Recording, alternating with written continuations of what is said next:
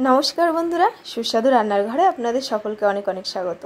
शुधुमात्र एक बाटी मयदा दिए देखुन आमी एखाने कतटा तेले भाजा तैरी करलाम। एगुलो अनेकटाई निमकिर मतो खेते लागबे किन्तु दोकानेर थेकेও बेशी स्वादेर एटा तैरी होबे। आमार मने हय चा ओ कफिर संगे एर थेके बेटार किछु होतेई पारे ना, आर ताओ आबार बाड़ीते बानानो। तो प्रथमे एक बाटी मयदा निये नेब। रेसिपिर परिमाण यदि बाड़ाते चान ताहले किन्तु मयदार परिमाणटा बाड़िये निते होबे। दिए दिलाम हाफ चामच लवण और एक चामच चीनी। आमी एखाने निये निয়েছি हाफ चामच जोआन। এই জোয়ানটা কিন্তু অবশ্যই অবশ্যই দেওয়ার চেষ্টা করবেন, কারণ এই জোয়ানের স্বাদটা ভীষণই ভালো লাগে এই নিমকিতে। হাত দিয়ে একটু ডলে দিয়ে দেবেন। দিয়ে দিচ্ছি 1 টেবিল চামচ সাদা তেল। সাদা তেলের পরিবর্তে আপনারা যদি ঘি দিতে চান সেটা দিলেও হবে। খুব ভালো করে ময়ান দিয়ে নিতে হবে। দেখুন তেলের পরিমাণটা একটু বেশিই দেবেন। এবারে অল্প অল্প জল দিয়ে একটি নরম ডো আমি এখানে তৈরি করে নেব। একদম খুব নরম কিন্তু করা যাবে না, এরকম সফট একটি ডো আমি এখানে বানিয়ে নিয়েছি। দেখুন এটা আমি ঢাকা দিয়ে রেখে দেব 10 মিনিটের মতো। নিমকির স্বাদটাই যে চেঞ্জ করে দেবে সেই জিনিসটা এবারে বানিয়ে নেব। তো আমি এখানে নিয়েছি একটা ছোট বাটি আর এর মধ্যে দিয়ে দিচ্ছি 1 টেবিল চামচ ঘি। এবারে এর মধ্যে 2 চামচ আমি দিয়ে দেব ময়দা আর দিয়ে দেব 1 চামচ কর্নফ্লাওয়ার।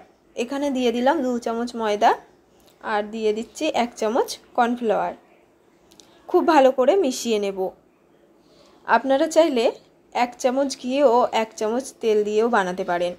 তো আমার মনে হয় ঘি দিয়ে এই পেস্টটা বানালে খুব ভালো লাগবে নিমকিগুলো খেতে। অনেকে আবার ঘিয়ের জিনিস খায় না, তো সেক্ষেত্রে আপনারা সাদা তেল দিয়েও এই পেস্টটা বানিয়ে নিতে পারেন। তো এবার 10 মিনিট হওয়ার পর আমি এই ডো থেকে একদমই সমান করে 4 ভাগ করে নেব। তো এইভাবে রেখে তারপরে একটা ছুরির সাহায্যে আমি পুরো 4 পিস লেচি কেটে নেব।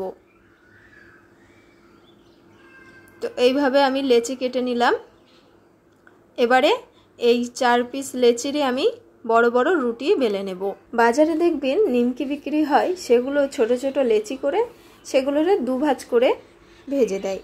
তো আমি যেভাবে আজ আপনাদের সঙ্গে এই নিমকি রেসিপি শেয়ার করছি, এইভাবে আমার মনে হয় আপনারা কোনোদিন বানাননি। এটা খেতে কিন্তু ভীষণই ভালো লাগে। আমার মনে হয় আপনি একবার যদি এটা বানিয়ে খান তাহলে বারবার কিন্তু এটা বানিয়ে রেখে দিতে ইচ্ছা হবে। তো দেখুন আমি এখানে খুব পাতলা করে একটা রুটি বেলে নিয়েছি আর এতে হালকা হালকা আমি ময়দাও ছড়িয়ে দিয়ে দিয়ে বেলে নিয়েছি। যে 4 পিস লেচি কেটেছিলাম সেই 4 পিস আমি রুটি বানিয়ে নিয়েছি। আর কতটা পাতলা করেছি দেখুন। সবগুলোর কিন্তু নিচের দিকটাই সবই বোঝা যাচ্ছে যে কতটা আমি পাতলা করেছি। তো যে পেস্টটা আমি বানিয়ে রেখেছিলাম সেই পেস্টটা আমি এবারে দিয়ে খুব ভালো করে হাত দিয়ে রুটির চতুর্দিকে লাগিয়ে দেব।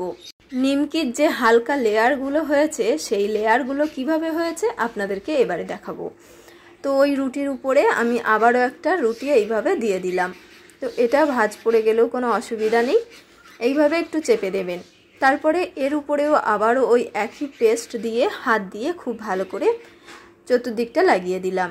এবারে এক সাইড ধরে এইভাবে ভাঁজ করে দিলাম, আবারও ওই পেস্ট লাগিয়ে দেব আর এই সাইডটাও এইভাবে ওর উপরে দিয়ে দেব।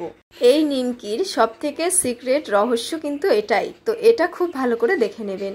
এই সাইডটাও আমি খুব ভালো করে পেস্টটা লাগিয়ে নিলাম, আবারও এই সাইড ভাঁজ করে আবারও এই সাইডটা এইভাবে তুলে দেব। দেখুন আর এটা কিন্তু হয়ে গেছে।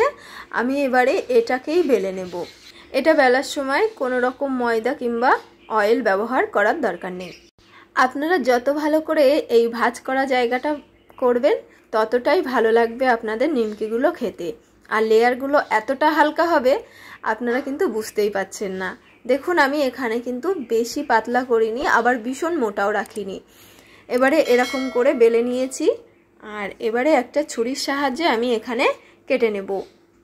তো আমি এরকম সাইজের করেছি, আপনারা ছোট সাইজের করতে চাইলেও ছোট ছোট করতে পারেন। দেখুন আর লেয়ারগুলো কিন্তু হালকা বোঝাই যাচ্ছে।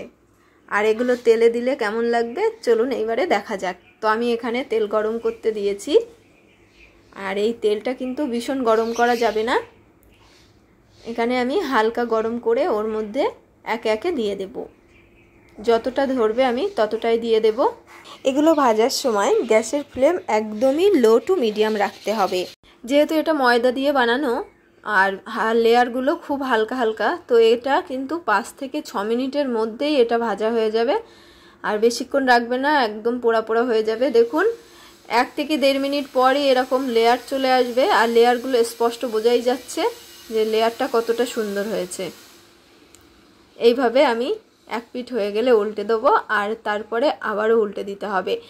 আর এই কাজটা একটু সাবধানে করবেন, কারণ ভেঙে যেতে পারে। আর লেয়ারগুলো দেখতেই পাচ্ছেন যে কত সুন্দর হয়েছে, আর খেতেও কিন্তু ভীষণই ভালো লাগে। তো আপনারাও বাড়িতে এইভাবে বানাবেন, আর কমেন্টের মাধ্যমে আমাকে জানাতে ভুলবেন না। এগুলো সবগুলোই আমার ভাজা হয়ে গেছে, তেল ঝরিয়ে তুলে নেব, আর বাকিগুলো আমি একইভাবে ভেজে নেব। দেখুন এগুলো কিন্তু দারুণ মুচমুচেও হয়েছে। দেখুন এখানে আমি 1 বাটি ময়দা দিয়ে কতটা নিমকি ভেজে নিলাম। আর এগুলোর লেয়ারগুলো তো বুঝতেই পাচ্ছেন, যেভাবে আমি দেখিয়ে দিয়েছি ওইভাবেই বানালে এই লেয়ারগুলো খুব ভালোভাবে আসবে। তো এইভাবে আপনারা অবশ্যই বাড়িতে বানাবেন, আর কমেন্টের মাধ্যমে আমাকে জানাতে ভুলবেন না। রেসিপিটি ভালো লাগলে অবশ্যই একটি লাইক করবেন। কোনো নতুন বন্ধু যদি এই ভিডিওটি দেখে থাকেন, প্লিজ চ্যানেলটিকে সাবস্ক্রাইব করে পাশে থাকা বেল আইকনটি ক্লিক করে অল করে রাখবেন। আজ এ পর্যন্তই, সবাই ভালো থাকবেন, সুস্থ থাকবেন, ধন্যবাদ।